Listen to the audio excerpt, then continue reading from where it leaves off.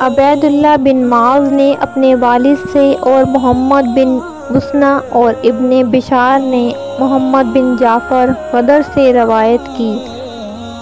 ان دونوں معاذ اور ابن جعفر نے کہا، ہمیں شعبہ نے جامعہ ابن شداد سے حدیث بیان کی۔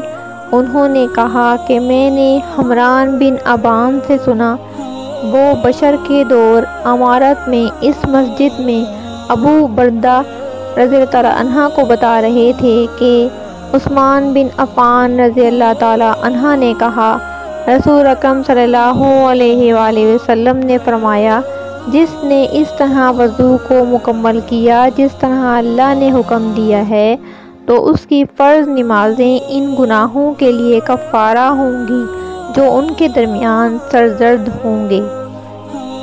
یہ ابن معاذ کی روایت ہے۔ غدر کی حدیث میں بشر کے دور حکومت اور فرض نمازوں کا ذکر نہیں ہے۔ صحیح مسلم حدیث نمبر 550۔